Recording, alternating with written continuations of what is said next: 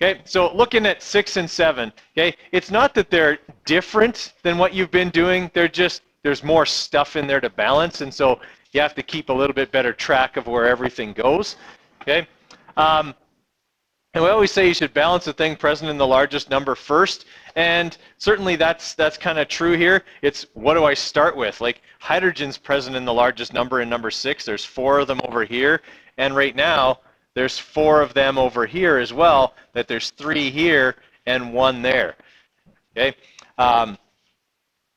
But that means that they're already balanced. So I guess the next logical thing to look at would be either chlorine or hydroxide, as those are present as 2s, okay? And right now, neither of them is balanced. So I'm going to go with the chlorine, okay? I got 2 chlorine over here on the product side, and I've only got 1 over here. So I'm going to put a 2 there. Here's the problem with putting a 2 there. It doubles everything in that compound, the nitrogen, the hydrogen, okay? So now I've got to go back and have a look at them. I've got 2 nitrogen over here. Now I've got 2 nitrogen over there. I've got 8 hydrogen over here. Now I've got 2 times 3 is 6, plus 2 more is 8 hydrogen over here, okay? And now it's starting to look like things are starting to fall into place, okay? That balanced my hydroxides with the 2 there, and everything else should be a 1. Okay, so if we still follow those rules, they'll still work.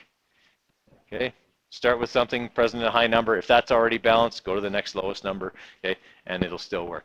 All right, same for number 7, kind of a similar idea here. On this side, I've got 2 ammoniums, which means 2 nitrogens, okay, but ammonium also obviously breaks up again, okay, and some of the hydrogens stay here, and some of them go into the water, right? Either way, I've got to put a 2 here to balance the 2 nitrogens I have here, right? And a 2 here to make my hydrogens work, okay? So now I've got 8. So right here I've got 4 times 2 is 8, 2 times 3 is 6, plus 2 more is 8, okay? I've got to come over here and put a 2 there to make my hydroxides work, okay? Which gives me 2 sodiums. There's 2 sodiums over here, 1 sulfate, 1 sulfate. Okay. Again, the balancing rules work. It's just you got to track more things.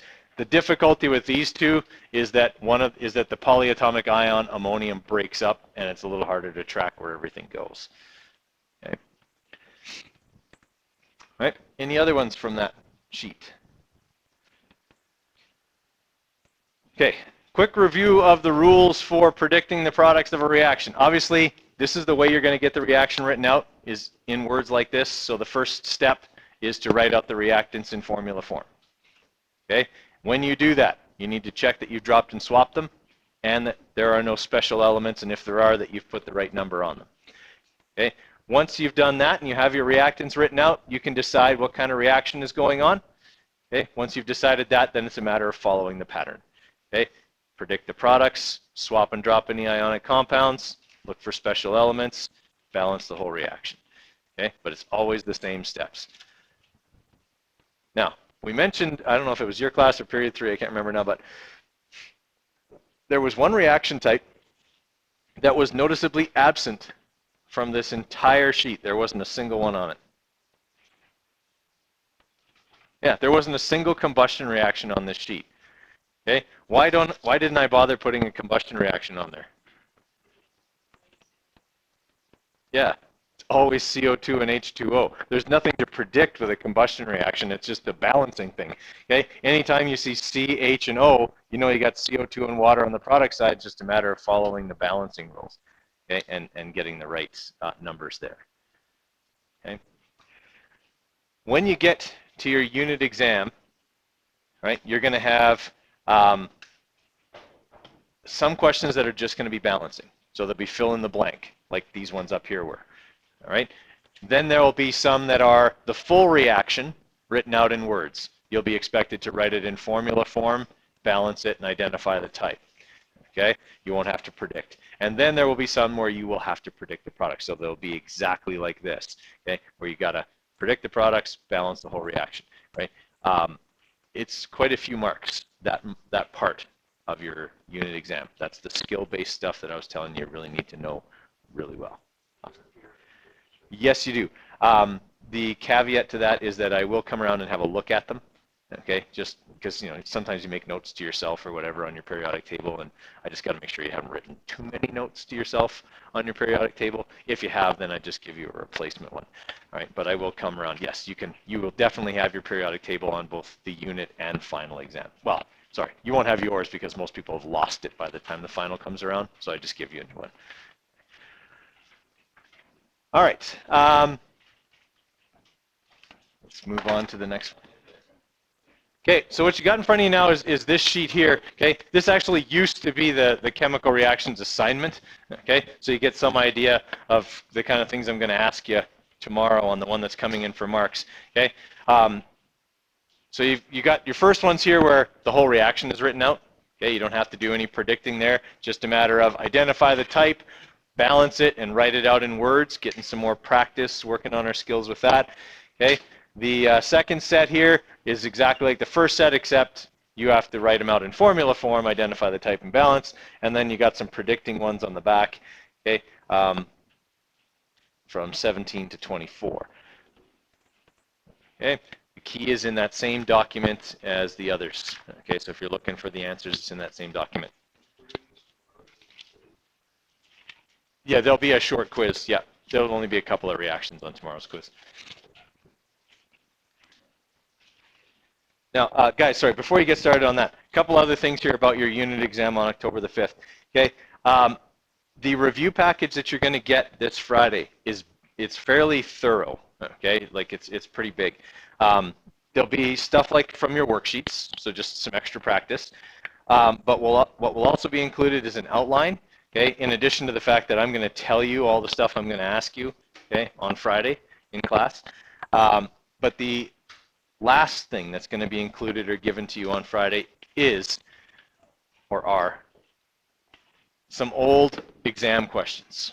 All right, I'm going to give you, I think I've got about 20 or 25 old multiple choice questions that I don't use anymore that used to be on my unit exams, as well as some old written response questions. Essentially what you're looking at is a condensed version of an old unit exam. All right, it is exactly the same layout as the unit exam that you'll get next week. Okay, I have multiple choice and then I have written response. It's exactly the same layout, and it's questions that I made up that I just don't use anymore. All right, so I would suggest that that should be the last thing that you do as your part of your preparation.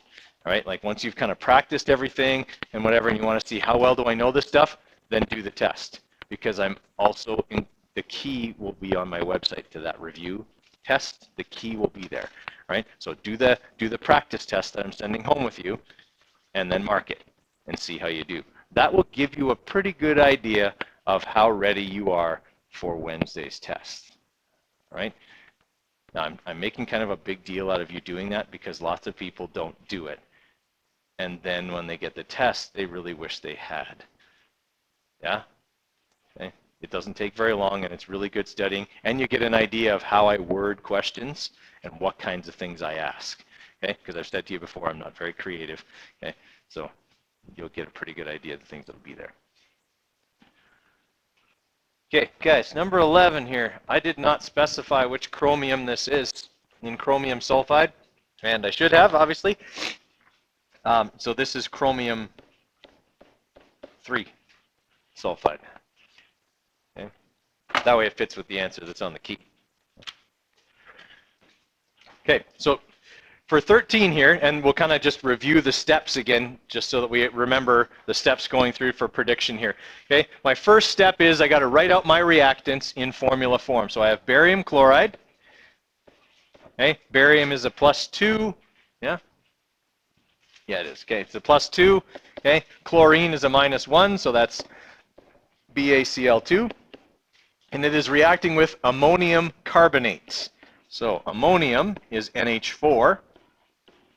Carbonate is CO3. This is a -2, and this is a +1. So I'm going to need brackets on my drop and swap right here.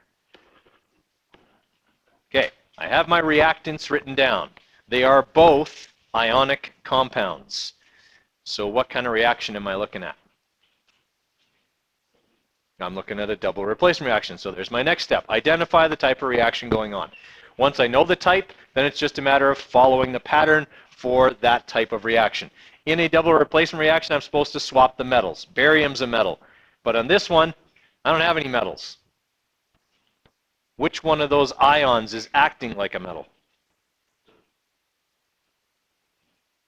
Ammonium or carbonate? Ammonium. It's the only one on your chart that has a positive charge. All metals have positive charges. Okay, so this one behaves as the metal. So it's going to swap with barium. Barium then will end up with carbonate. Ammonium will end up with chloride. All right, so I've predicted my products. Now I need to drop and swap any ionic compounds. Well, they're both ionic. This one's a -2, this one's a +2, so that one's good the way we have it written. This is a +1 and this is a -1, so that one's also good the way we have it written. Okay, I should check for special elements. Well, there aren't any. It's a double replacement reaction, so I don't have to worry about those. Okay, and then lastly, I need to balance the whole reaction. What should I start with? Biggest number. It could be chlorine or ammonium. It doesn't matter which one I pick because I'm only going to have to add one number. When I put a 2 there, it balances both of them. Okay, is that ringing a bell for everybody? Okay, any other ones that you would like to see done? All right, then let's continue on with the worksheets that you've been given previously. I will be coming around with the new one, okay? But you should finish the old ones first, okay? The new one has, it actually used to be the assignment, okay?